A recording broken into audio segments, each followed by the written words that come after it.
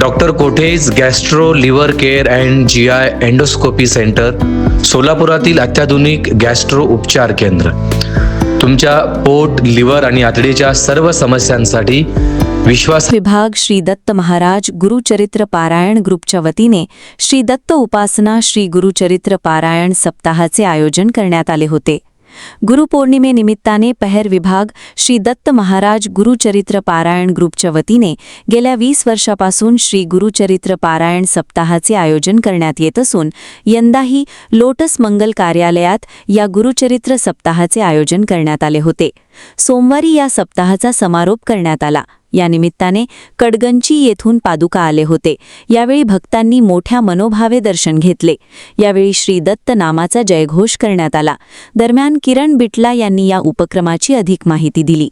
या प्रसंगी दत्तात्रेय सिंगम, कुमार देवसानी, महेश देवसानी, राम गड्डम, बालाजी सग्गम, सुधीर वासम, किरण बिटला, प्रवीण जिल्ला, हरिनाथ गौडा, नागराज उरगोंडा, श्रीनिवास श्रीमल, गणेश जोगू, बालराज दोनतुल्लू, पंतुल्लू, गिलीश वासी महाराज, संदीप संगा यांची उपस्थिती होती. नमस्कार, मी किरण बिटला, पूर्व विभाग दत्त महाराज पारायण ग्रुपच्या वतीने आज इथे लोटस फंक्शन हॉलमध्ये 7 दिवसीय गुरुचरित्र पारायण झालेलं आहे. आपण प्रत्येक वेळेस पूर्व विभाग दत्त मंदिर येथे करायचो, पण काही अपरिहार्य कारणामुळे आपण यावेळेस इथे केलेलं आहे.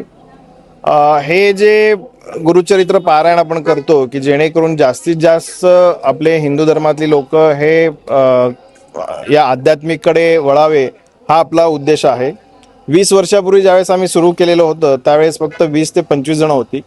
आज हा कल्पवृक्ष मोठं झालेला आहे. आज किमान 250 ते 300 लोक या पारायणाला बसतात. आमची इच्छा अशी आहे की जास्तीत जास्त लोक अजून पुढच्या वेळेस यावे. वर्षातून 3 वेळा आपण पारायण करतो गुरुचरित्र पारायण. 2 वेळा सोलापुरात करतो, एक गुरुपौर्णिमेला, 2 दत्त जयंतीला. तर हे दोन्ही वेळा आपण पूर्व विभाग दत्त मंदिरमध्ये करतो. आणि एक वेळ जे आहे आपण हे संपूर्ण भारतामध्ये ज्या ज्या ठिकाणी दत्त महाराजांचं पीठ आहे त्या पीठामध्ये जाऊन आपण श्रावण मासामध्ये तिथं एक पारायण करतो. आपण 3 दिवसीय पारायण करतो. सोलापुरात आपण 7 दिवसीय पारायण करतो, तर त्या ठिकाणी आपण 3 दिवसीय पारायण करतो. आतापर्यंत आपण गाणगापूर केलेला आहे, त्यानंतर गिरनार केलेला आहे. गेल्या वर्षी गिरनार केलेला आहे, पण गिरनारला किमान 280 पारायणकर्ते आलेले होते, काही भक्त आलेले होते. तर यावेळेस आपण पुढच्या महिन्यामध्ये 14 ऑगस्टला आपण इथून निघतोय. तर त्या 14 ऑगस्टला आपण पिठापूर येथे जातोय. पिठापूरला यावेळेस आमच्याकडे 304 लोकांनी नोंदणी केलेली आहे.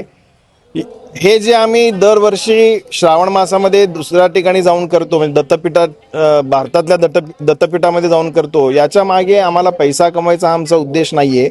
याच्या मागे आमचं एकच मूळ कारण आहे की आपण सेवा करायची. तर आम्ही याच्यामध्ये अल्प दरामध्ये आपण लोकांना घेऊन जातो या ठिकाणी. आता यावेळेस 304 लोक आहेत. तर हे पिठापूरपासून पुढे आपण पुरी जगन्नाथपर्यंत घेऊन जातो. आम्ही दरवर्षी असं ठरवलेलं आहे की एक दत्तधाम एक करायचं, त्याच्या पुढचं एक दुसरं धाम करायचं.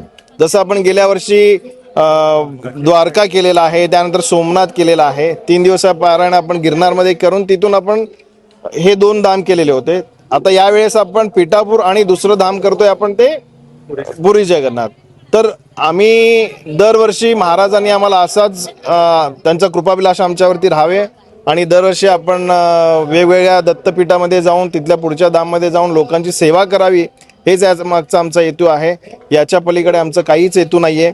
आणि हे आत्तापर्यंत जे पारायण आम्ही गेल्या 20 वर्षापासून करतोय, याला जे साथ आम्हाला मिळते हे पूर्व विभाग दत्त मंदिरचे जे ट्रस्टी लोक आहेत यांच्याकडून आम्हाला पुरेपूर साथ मिळतो आहे. त्यांचं पूर्ण आशीर्वाद आमच्यासोबत आहे. पुढेही तशीच त्यांचे आमच्यावरती आशीर्वाद हीच आम्ही दत्तचरणी प्रार्थना करू.